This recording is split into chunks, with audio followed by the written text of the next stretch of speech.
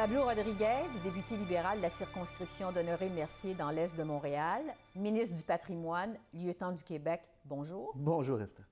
D'habitude, quand je prépare mes entrevues pour faire des portraits politiques comme ça, je fouille dans le passé de mes invités pour trouver la racine de leur engagement politique. Des fois, il faut que je fouille longtemps, mais vous, c'est tellement évident. Donc, vous êtes né en Argentine pendant la Révolution. Vous avez vu la dictature. Votre père vous opposait à la dictature militaire, torturé, jeté en prison. Racontez-nous votre histoire, votre enfance, les circonstances qui vous ont amené à fuir l'Argentine. Vous l'avez mentionné, mon père était candidat gouverneur. C'était l'avènement de la dictature militaire en Argentine. Il était aussi avocat de prisonniers politiques. Mais ce qu'on appelait à l'époque prisonniers politiques, c'était souvent des dirigeants syndicaux qui s'opposaient au régime ou des dirigeants étudiants qui étaient jetés en prison, battus, ainsi de suite. Donc lui, vous l'avez dit, il a été emprisonné plusieurs fois, torturé même. Ils lui ont fait 2 fois une simulation de fusillade, ils l'ont mis devant un mur, ils ont tiré 12 balles à blanc, mais lui, il ne sait pas. Donc, pour moi, comme jeune enfant, mon père disparaissait régulièrement. Quand il revenait, il faisait semblant qu'il était allé se promener, il m'amenait des cadeaux. Je n'ai jamais su jusqu'à plus tard que c'était parce qu'il était en prison.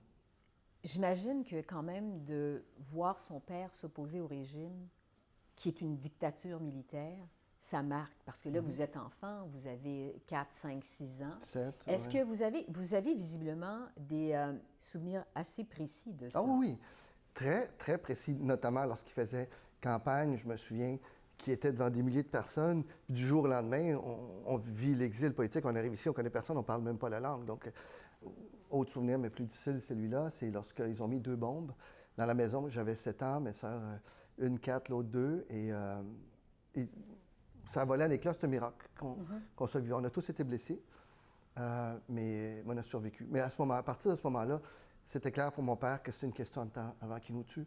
Donc, c'est ce qui a enclenché le processus d'exil. On est parti quelques mois après. Qu'est-ce qui fait que vous avez choisi le Canada pour venir vous installer?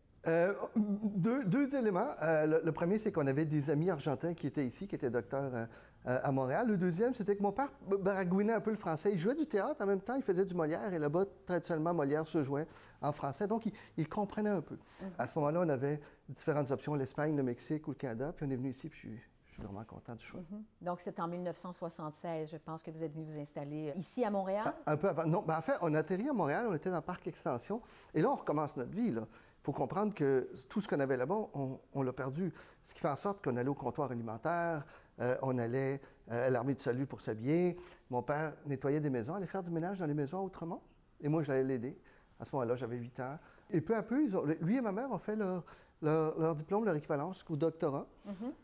Et ils ont été professeurs à l'Université de Sherbrooke pendant plusieurs années. Donc, vous avez vécu à Sherbrooke? Oui, j'ai grandi à Sherbrooke. Ouais. Je suis un petit gars de Sherbrooke, comme on dit.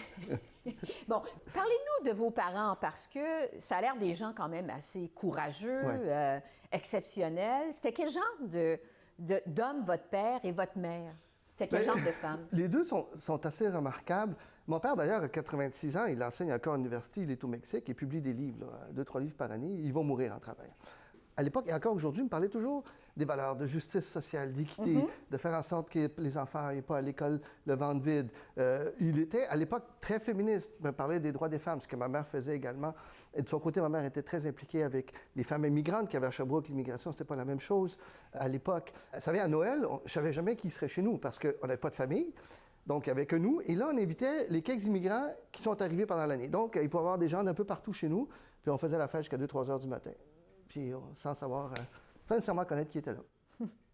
Vous parlez de justice sociale, c'est des valeurs très importantes qui vous ont été transmises par la famille, visiblement. Vous avez fait vos études en administration des affaires, je pense, à l'Université de Sherbrooke. Par la suite, vous vous êtes impliqué dans des organismes à vocation humanitaire. Vous avez été vice-président, entre autres, d'Oxfam Québec entre 2000 et 2004. Qu'est-ce que vous voulez accomplir à ce moment-là? Changer le monde. C'est encore ce que je veux faire aujourd'hui. Je dis toujours que la politique est une suite logique de ce que j'ai essayé de faire en développement international. J'ai travaillé pour un organisme qui s'appelait le Club 2 tiers, donc je gérais des projets en Asie, en Afrique, en Amérique latine. Par la suite, on l'a fusionné, je suis devenu vice-président d'Oxfam. Et c'était des projets Très simple, mais porteur. Donc, sortir les enfants de la rue dans tel ou tel pays à travers la musique, à travers le sport, financer un puits pour éviter que des gens marchent 2-3 kilomètres pour aller chercher de l'eau. Donc, ça m'a permis de rencontrer différentes cultures et de voyager à travers l'Afrique, l'Asie et l'Amérique latine parce que je voulais changer le monde. Là, j'ai compris qu'on ne peut pas tout changer, mais qu'on peut changer certaines choses lorsqu'on s'y attelle avec de l'effort. Et pour moi, la politique était une suite logique, c'était dans le sang. Justement, c'est en 2004 que vous décidez de faire le saut en politique active. Pourquoi les libéraux? Pourquoi sous Paul Martin? Pourquoi dans Honoré Mercier? Le Parti libéral, sur le plan des valeurs, ça me correspondait très bien, à la fois sur sa vision du développement économique, mais une économie qui inclut tout le monde, une économie qui est juste, une économie qui permet à ceux qui ont moins de moyens de réussir, mais en même temps, une société qui est plus juste, comme Pierre-Éliott Trudeau le disait à l'époque, où le gouvernement est là pour ceux qui sont plus vulnérables, ceux qui en ont besoin. Donc, cette philosophie-là me convenait. J'ai commencé à m'impliquer. J'étais président des Jeunes libéraux, président du Parti libéral, et puis par la suite, j'ai eu le privilège d'être élu dans Honoré Mercier, ce qui est Anjou, Rivière-des-Prairies. À l'époque? En 2004, j'avais le cheveu noir. En 2011, vous avez été battu par la vague orange, en fait. On imagine une défaite quand même assez difficile. C'est toujours difficile, une défaite. Comment vous avez interprété cette défaite-là? Je l'ai vécu avec beaucoup d'humilité. J'ai beaucoup appris. Je dis toujours que j'ai appris plus de ma défaite que de toutes mes victoires. J'ai eu l'opportunité de gagner 6 élections. J'en ai perdu une. Et à travers cette défaite-là, j'ai appris à me connaître mieux. J'ai appris à connaître mes limites. J'ai appris à voir comment je réagis face à la défaite et ainsi de suite. Je pense, j'espère du moins, être devenu une meilleure personne, très certainement un meilleur député. En 2015, vous décidez de vous représenter toujours dans la circonscription. J'ai décidé en 2011. Le lendemain que j'ai perdu, je suis avec... Clair. C'était clair. Et toujours dans la circonscription d'Honoré Mercier, qui vous avait pourtant rejeté en 2011. Pourquoi Honoré Mercier? Parlez-nous de votre circonscription. Parce que je connais tout le monde. Je travaille depuis tellement longtemps dans le coin avec les organismes. Même lorsque j'ai perdu l'élection, les 4 ans que je n'étais pas là, je continuais à aller aux événements, que ce soit les Chevaliers de Colomb, des clubs optimistes, j'allais voir les aînés, ainsi de suite, parce que c'est vraiment important. Je dis toujours qu'un député est aussi fort que sa connaissance du terrain, la connaissance du milieu, sa connaissance des gens qu'il représente. Donc, si je me lève en chambre puis je dis je parle au nom des Sœurs d'Honoré Mercier, il faut qu'il y ait un sens à ça. Il faut arrêter de parler d'immigration comme en chiffre ou quoi que ce soit comme ça. C'est des hommes, c'est des femmes, c'est des enfants, c'est des êtres humains qui viennent contribuer au Québec et contribuer au Canada, M. le Président. Il faut que ça veuille dire quelque chose. Conséquemment, il faut que je sois sur le terrain pour connaître les gens. Et moi, j'adore le monde. Donc, puis le tissu social d'Honoré Mercier, il y a des gens qui viennent un peu partout. Il y a une base francophone très forte avec des gens qui viennent d'un peu partout et ça me représente bien. Vous parlez combien de langues? 3 et demi. Anglais, français, espagnol? L'espagnol qui est ma langue maternelle et l'italien que j'ai pris des cours et je le perfectionne. Il y a énormément d'italien dans mon comté. Et c'est pour ça que vous avez décidé d'apprendre l'italien? Oui, mais je l'adore comme langue. Je trouve que c'est très beau. C'est une langue qui est très romantique également. Et puis qui s'apparente aux autres. Et par respect pour les gens dans mon comté qui parlent l'italien. Mais honnêtement, c'est plutôt par l'amour pour la langue, comme le même amour que j'ai pour le français. Vous savez, moi, quand je suis arrivé ici, là, à 7-8 ans, là, je ne parlais pas français du tout, ni anglais. Là. Je disais « ici ». C'est ça le mot que j'ai appris. Je courais, je disais « ici ». Là, j'allais là « ici, ici ». Puis je me suis dit que si je veux avoir des chums, des amis, faire jouer au hockey, il fallait que j'apprenne une couple de mots de plus. Et c'est ce que j'ai fait. De toute façon, vous avez grandi à Sherbrooke, donc vous avez... Oui, il fallait que j'apprenne le français. Exactement. En 2018, vous êtes finalement nommé ministre du Patrimoine.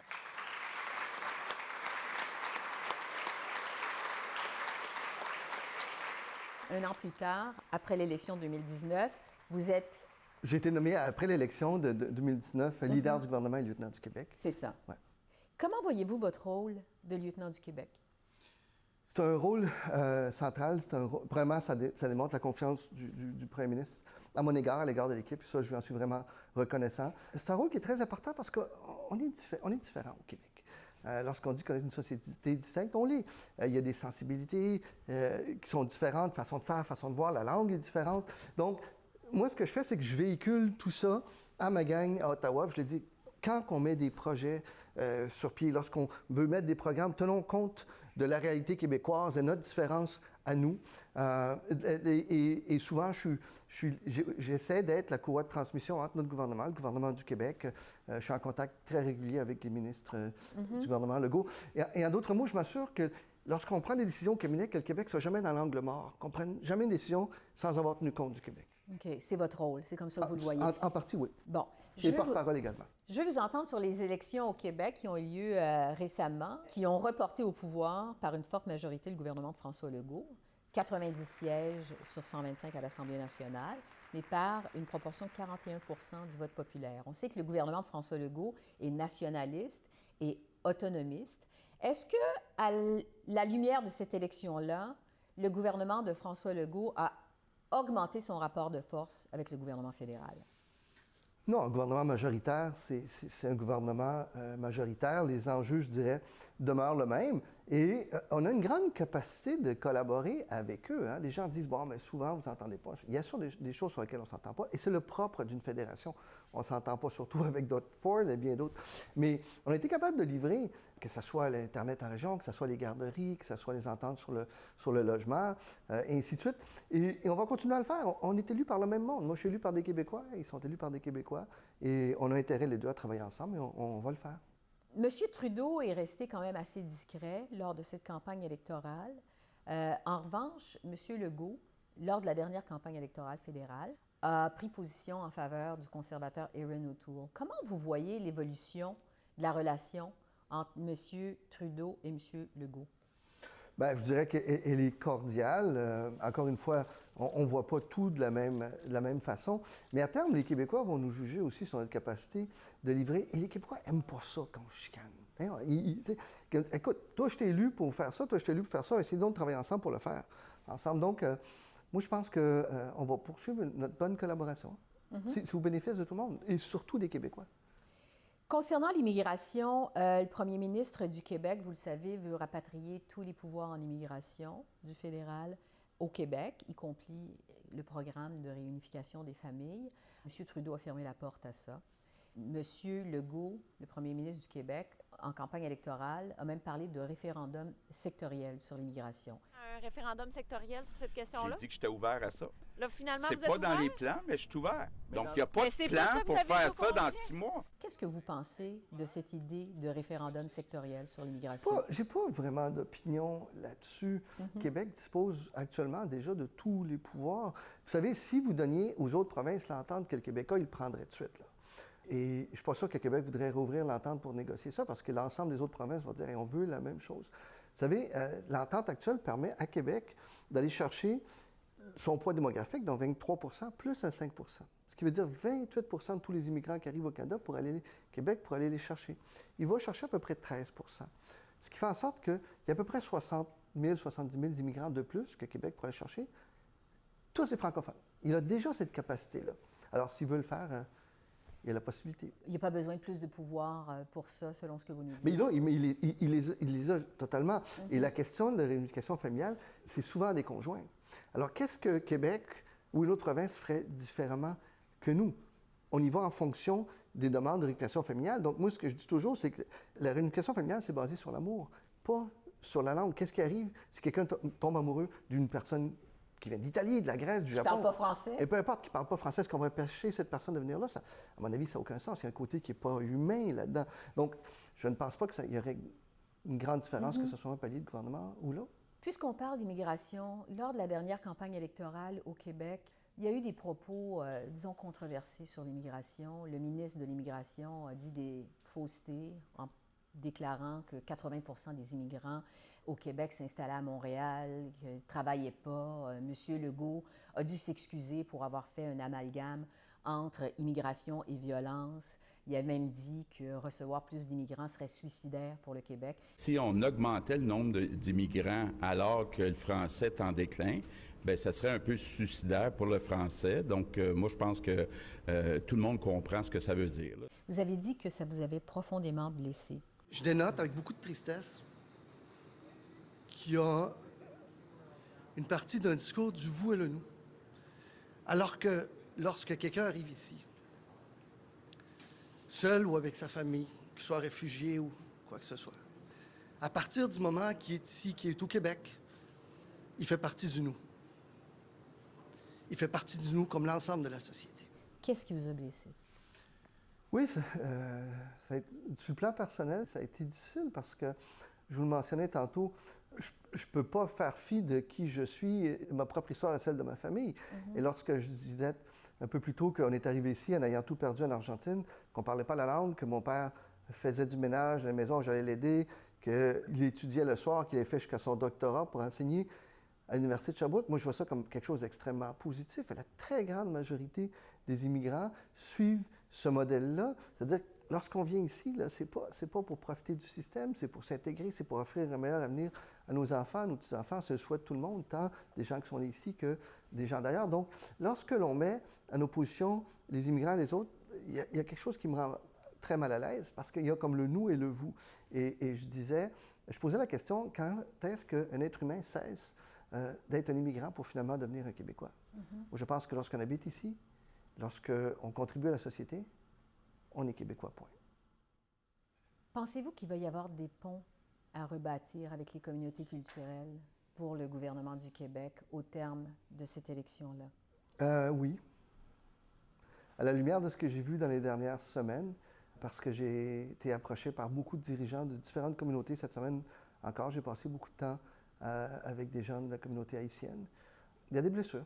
Mais moi, je demeure optimiste. J'ai entendu le discours de M. Legault suite à sa victoire, la main tendue, et je suis confiant qu'on va pouvoir avancer comme société. Il a voulu effectivement se faire rassembleur au moment de son discours de victoire. Est-ce que vous, Pablo Rodriguez, vous avez déjà vécu l'exclusion au Québec?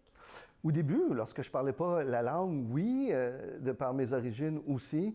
C'est une autre période. Moi, quand je suis arrivé ici, ça fait très longtemps, là, ça fait plus de 40 ans, donc il n'y avait pas autant d'immigrants, certainement pas à Sherbrooke. Mais en même temps, je veux dire, les Québécois, on est extrêmement ouverts sur le monde, généreux comme société. Est-ce qu'il y a des racistes? Il y en a ici, il y en a en Ontario, il y en a en Colombie-Britannique, il y en a partout. Mais est-ce que le Québec est une société raciste? Non. Est-ce que le Québec est une société accueillante, ouverte? Absolument. Mais il faut bâtir ce vivre ensemble-là et surtout, bâtir le nous et non pas cette dichotomie entre le nous et le vous. Ça ne doit pas exister. Ça. Vous dites, est-ce que le Québec est une société raciste? Vous dites non. Non. Est-ce que vous pensez que quand même il y a du racisme systémique au Québec parce que le gouvernement refuse de reconnaître ce phénomène? Qu'est-ce que vous en pensez? Oui, parce que parfois, il y en a qui pensent que racisme systémique veut dire racisme systématique. Donc, il y en a partout. C'est pas ça du tout. Racisme systémique, c'est dans les systèmes. Pourquoi il y a un peu plus de profilage racial? Pourquoi est-ce qu'il y a plus de Noirs, par exemple, qui conduisent une voiture qui se font arrêter, et ainsi de suite? Donc, dans le système, il y a quelque chose qui existe. On pense à Joyce Echequan, le drame qu'elle a vécu, son décès dans des conditions horribles, et ainsi de suite. Donc, est-ce que ça existe? Oui. Mais est-ce qu'on est capable de le combattre comme société? Absolument. En tant que ministre du Patrimoine, vous êtes responsable de la réforme de la loi sur la radiodiffusion canadienne. La dernière réforme, on parle évidemment du fameux projet de loi C-11, qui, au moment où on fait cette entrevue, le projet de loi est à l'étude au Sénat. Exact. La dernière grande réforme remonte à 1991. Oui. Quand on pense à tout ce qui s'est passé au cours des 30 dernières années, l'arrivée de l'Internet, l'évolution du numérique, l'arrivée des plateformes, est-ce que ça vous étonne, vous, que le Canada soit aussi en retard à avoir emboîté l'évolution numérique? Bien, que ça se reflète dans nos lois, absolument. Parce que dans la réalité, dans les faits, bon, on est là où sont les autres. C'est-à-dire qu'on prend un téléphone pour faire une vidéo, pour regarder un film, ça devient une télévision. On regarde de plus en plus les choses en streaming, la musique de la même manière, ainsi de suite. Mais dans nos lois, tout ça n'est pas tenu en compte. Il y a comme deux systèmes. Il y a un système pour la télévision traditionnelle, la radio traditionnelle, puis un autre pour les streamers. Et mon projet de loi, il est très simple. Il demande simplement aux Netflix, Disney, qu'on aime beaucoup, là, je suis abonné à tout ça, on leur dit, vous venez chez nous, vous profitez du système, bien, vous allez aussi participer au système, donc vous allez contribuer à l'essor de la culture québécoise et canadienne. Est-ce que vous êtes confiant qu'on va finir par y arriver? Oui, absolument.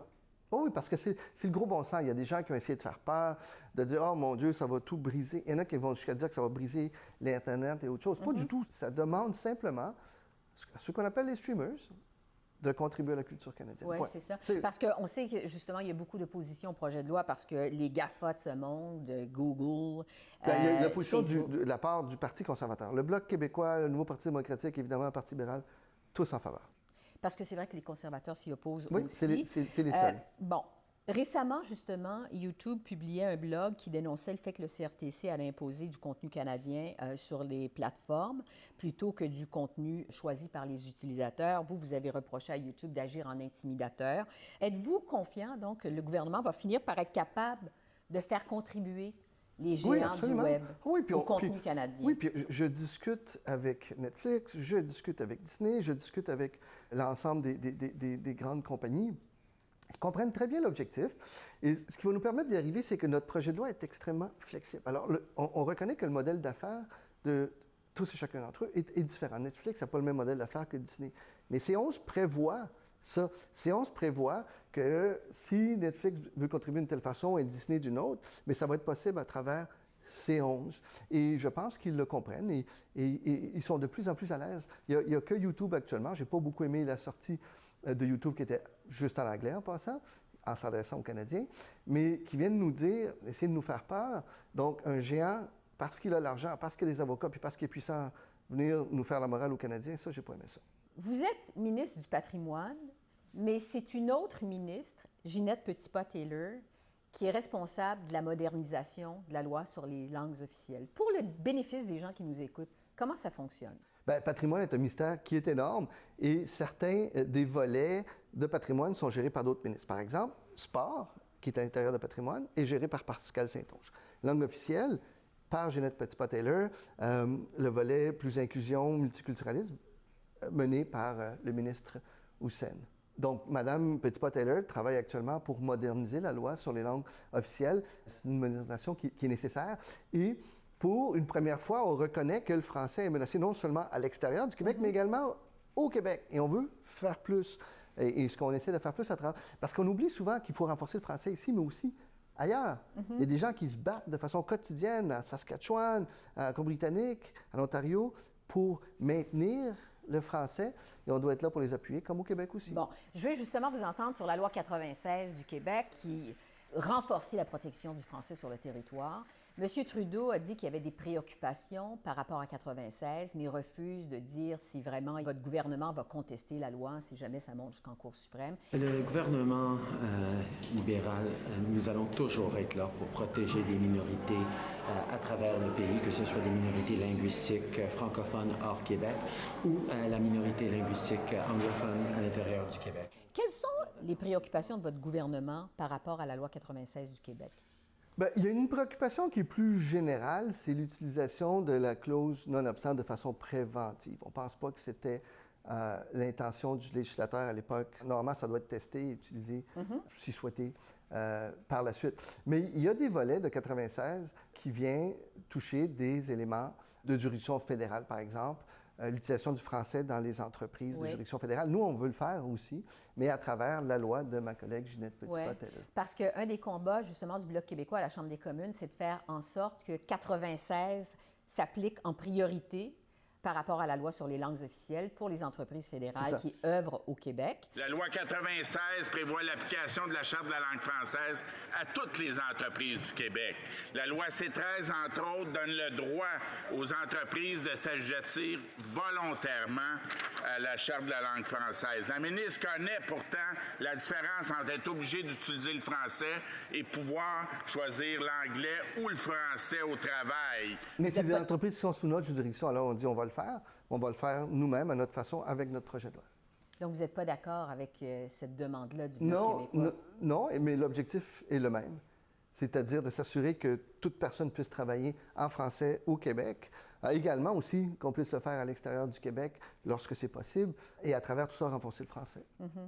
Je reviens à la question que je vous ai posée sur la modernisation de la loi sur la radiodiffusion. La modernisation de la loi sur les langues officielles, ça remonte à il y a 50 ans au Canada. Est-ce que vous êtes surpris que ça prenne autant de temps pour qu'on finisse par accoucher d'une réforme? Des fois, c'est long. On va en politique, je le disais tantôt, pour changer le monde, changer les choses. Des fois, cet aspect-là devient un peu décourageant, mais il ne faut pas baisser les bras. Il faut le faire. Puis Ginette, je suis convaincue, va le faire. Je vais vous entendre sur l'environnement parce qu'en 2007, alors que vous étiez député dans l'opposition, vous avez piloté une loi pour forcer le gouvernement Harper à respecter les engagements du Canada à l'égard du protocole de Kyoto. Le Canada, on le sait, ne respecte pas ses engagements en vertu des accords de Paris sur la réduction des gaz à effet de serre. D'un côté, votre gouvernement dit qu'il faut agir, qu'il y a urgence climatique. De l'autre, finance des pipelines, donne le feu vert à des projets comme Baie du Nord. Est-ce que vous comprenez que les Canadiens ont de la difficulté à vous suivre, à suivre votre gouvernement en matière d'environnement? Je peux comprendre, mais en même temps, si on regarde les gestes, là, pas juste les intentions nobles, là, les gestes concrets posés, on a fait plus pour l'environnement et contrer les changements climatiques que quiconque. Et lorsqu'on regarde le dossier de l'environnement, il n'y a pas que les changements climatiques. On agit beaucoup là-dessus aussi, mais on a mis sur pied des programmes pour protéger nos cours d'eau, nos océans, nos terres, nos territoires, parce que la biodiversité. Il y a tout ça, c'est extrêmement complexe. C'est pour ça que je suis aussi content d'avoir quelqu'un comme Stephen Guilbeault qui a dédié sa vie à l'environnement, à la biodiversité, pour piloter ce dossier-là. Là. Donc, vous trouvez que le Canada en fait assez? On n'en fera jamais assez parce que quiconque, regardez Fiona, les ravages que ça fait aux îles de la Madeleine, dans les provinces atlantiques. Regardez le nombre de feux de forêt, regardez les sécheresses, ainsi de suite. Chez nous, à travers le monde, les inondations qu'il y a eu il n'y a pas longtemps au Pakistan, en Amérique centrale, ce sont des phénomènes liés au changement climatique et il faut agir, là, mais on agit. Est-ce que c'est assez? Il n'y a personne qui fait assez, à mon avis. On doit tous faire plus. Vous avez une fille de 21 ans. Béatrice, oui. Béatrice, dont vous semblez très près.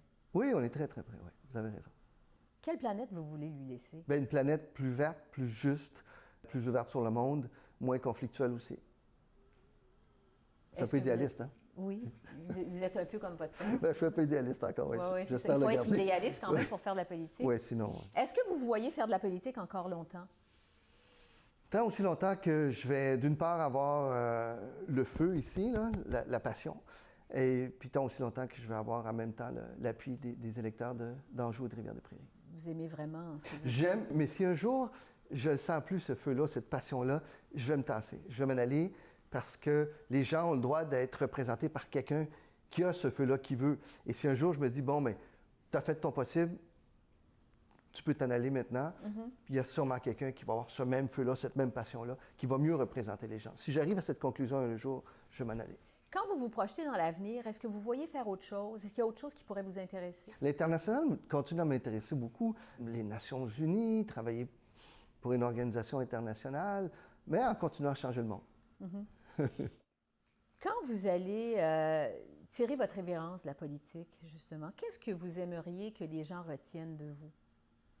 Que j'étais sincère, que j'ai essayé d'améliorer les choses de façon sincère.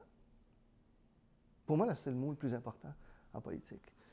La sincérité? La sincérité. Pas le côté fake, puis que des discours vides, puis la cassette, puis que... non, sincère. Pourquoi tu es dans la politique? Pourquoi tu veux changer les choses? Moi, je regarde beaucoup la façon dont un politicien regarde une autre personne dans les yeux. Quelqu'un qui vous regarde puis qui serre la main d'un autre en même temps, c'est un turn-off complet pour moi. Ça, je suis pas capable. C'est pas sincère? Pas sincère. Non. Pour moi, la sincérité est l'élément le plus important. Et les gens le voient, ça. Les gens sont intelligents, ils sont intuitifs. Quand je me promène dans le comté, puis je serre la main des gens, je les regarde, je parle avec eux, je m'assois avec eux, ils sentent cette sincérité-là ou l'absence de sincérité. Et j'espère que dans mon cas, ils sentent la présence de la sincérité. Pablo Rodriguez, merci beaucoup. C'est moi qui vous remercie.